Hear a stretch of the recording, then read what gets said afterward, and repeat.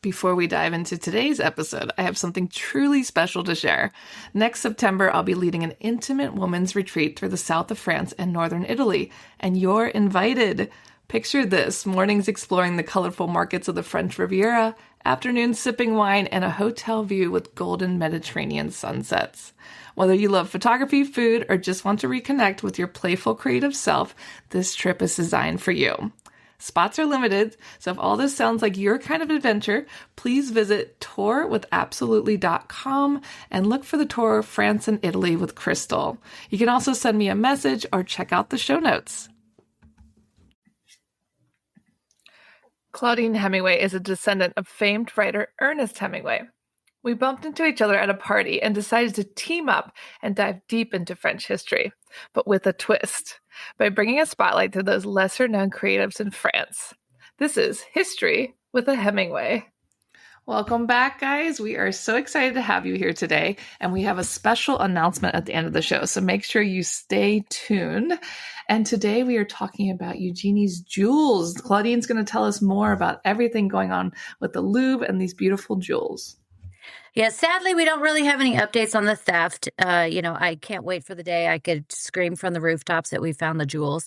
But we didn't have any updates as of yet on any of that. The Louvre did have a update that just came out a few days ago that kind of leaked out. I don't know if the Louvre wanted it leaked out, but it doesn't have to do with the jewels, but it just has to do with the never-ending decline of the Louvre itself as a building. Last week, it was a Wednesday, the 26th, there was a leak from a pipe that went through over where the library for the Egyptian department was. This happened about 8:45 o'clock at night. And this, they say that it's dirty water. So you could use your imagination of a horrific image of what that could be. And it was a pipe that they had known for quite some time that was definitely needing to be replaced. It leaked into the Egyptian department library, and it has destroyed some 400 books, some of which date back hundreds of years. Well, this is terrible news. Horrible news. It was first reported on Le Tribune de l'Art, and he's always like that guy, the guy that writes this for this website, like the Louvre. Like, I'm told by my insiders in the Louvre that they fear this guy. I mean, this guy is he takes no prisoners. He found out about this. He kind of is the one who broke this whole thing. And now, like, just as of today, it's on all of the French newspapers. It's really horrible because they have been calling for this to be replaced now for years. And this was since Laurence took over.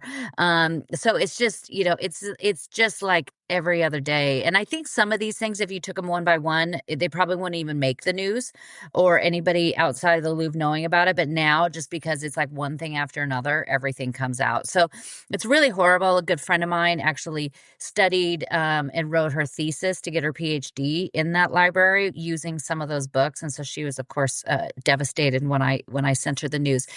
So it's just yet again another thing in the story of my beloved Louvre that is not so great.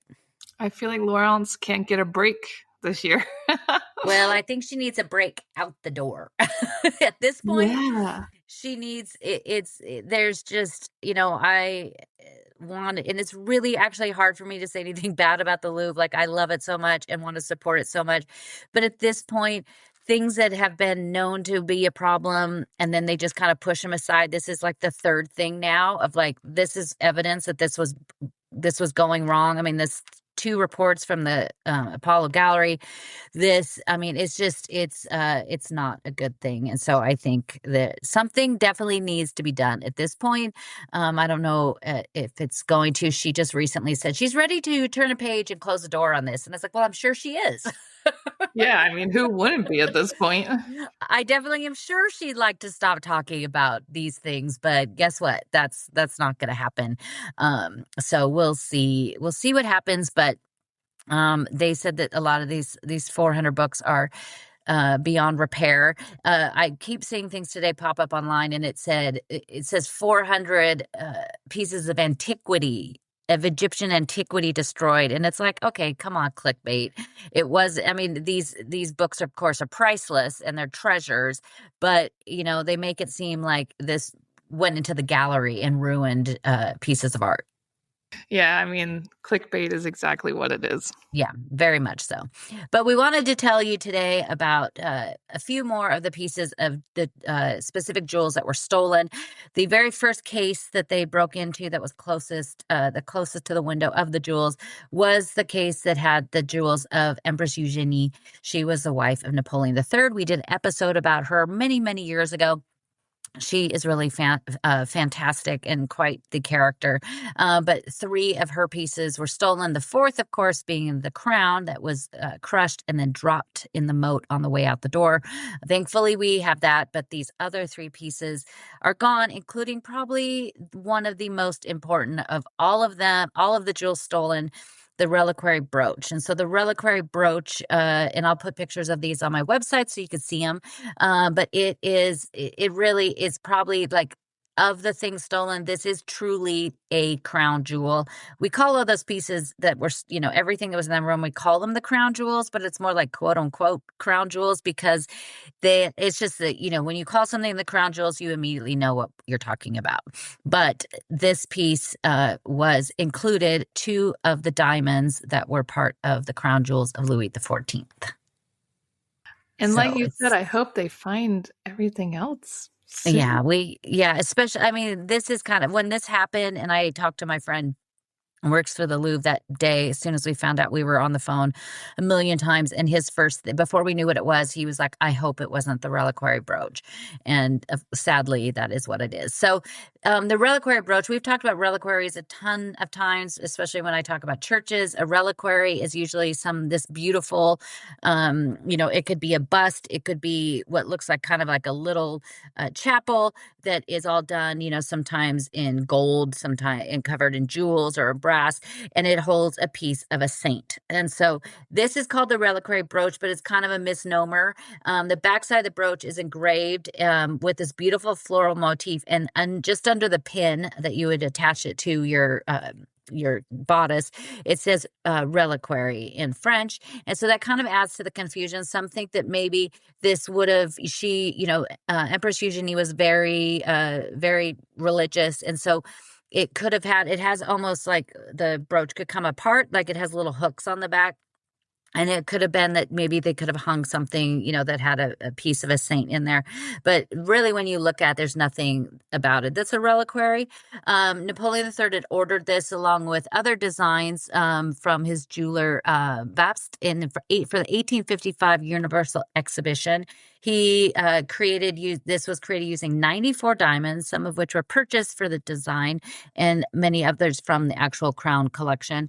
The 2 diamonds, when you look at it, it kind of looks in the middle like almost like a bow. It has 2 rose cut diamonds in the center. They're pointed end to end, so they're kind of almost triangle shape. And those are 2 of the Mazarin diamonds. After Cardinal Mazarin died on March 9th, 1661, his entire collection of diamonds was given to Louis XIV, with the caveat that they must all be called the Mazarin diamonds. Many were recut and used in settings of the royal gems. There was originally 18 of these, and this one, it was a much larger diamond, split in 2, each one being 21 carats. So just think about how big that, it was even bigger. It was closer to 50 carats as one. And it's known as the Mazarin number 17 and 18.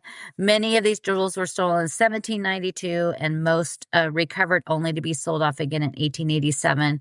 Making the 2 held here in the reliquary brooch very special. These diamonds were worn by Louis XIV in the buttonhole of his jacket, on the handle of the sword of Louis XVI, on the belt of the Empress Josephine, and the baldric buckle of Napoleon's sword, which is the baldric buckle is what you attach to your belt so that you could then carry the sword. It's almond-shaped diamond. Below that has a perfect twin at one point, each over 15 carats. This one was worn as Marie Antoinette with the matching pair as earrings and Louis XIV in his buttonhole. The lower diamond is what they call a casket shaped. It has a slightly brown color, which makes it very easy to spot. Of the 8 pieces stolen, this is the one that's probably the hardest to come to terms with the fact that it was stolen. So it is, because it does actually include crown diamonds in it. The crown jewels changed many times. It began under Francois Premier, but there's only this ruby that there's only a few that actually date back that far. And then Napoleon actually was the one who tried to, reestablish and purchase more things to add to the crown jewel collection. So we don't have, we only have 1 or 2 things that date that far back, but these 2, and the ones in this reliquary brooch were pretty spectacular. The other piece taken from there was the gorgeous pearl and diamond tiara of Empress Eugenie. And it was done for her by Alexander Gabriel Lemonnier, who also made the imperial crown that was recovered. This was commissioned in 1853 after the wedding to Napoleon III. Design was used many of the crown pearls for the tiara that once belonged to another duchess. Lemonier's contemporary design features kind of natural elements, including diamond covered leaves. It has 17 large pear-shaped pearls, in total 212 pearls and 1,900, almost 2,000 diamonds. Eugenie wore it often, including the opening of the 1855 Universal Exhibition, with other jewels, including the imperial crown that was on display in the case. While the tiara is gone and we have to wait for it, you can still see her wearing it in the painting of her in the Appartement Napoléon III. So she's there, and she's also on the pillow next to her has the little crown. So we can still see it, but just not in real life. No, you just have to close your eyes and imagine, maybe just, really just barely, look through you just pretend like you see it. The other piece that was taken from there was the bow brooch. This was everything in this case, each on its own, were just amazing. But this bow brooch was also really jaw-dropping. It was called the Grand Corsage bow brooch, and it was really, it was. Looking at it, it looks like, I don't even know, like that would just rip through any kind of clothing that you hung it on. It was done by Francois Cramier. He had this completed for the 1855 exhibition again. However, this piece was originally designed as a belt with the bow and tassels hanging all the way down, like 2.5 feet of tassels covered in diamonds, with a staggering 4,700 diamonds, totaling 386 carats. Wow, that sounds incredible. Yeah, it's pretty huge.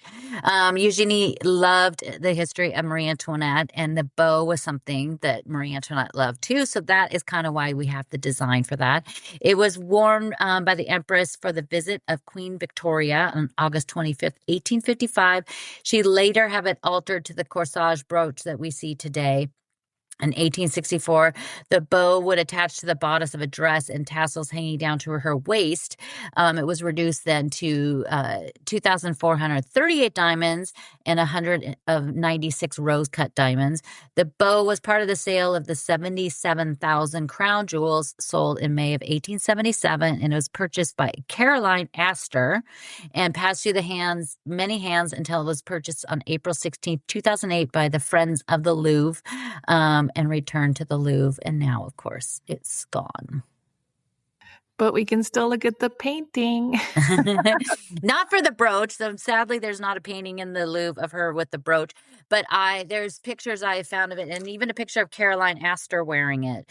It's fun to see some of the later photographs of these people that have worn some of these jewels. There's an exhibit opening at the Hotel de la Marine this week that's going to have some, they call it like the dynastic gems, and a lot of them coming over from England that I'm excited to go see. So it'll be interesting to see if any of those were originally in the French collection, which I'm sure they were, and then ended up going over to England and other countries.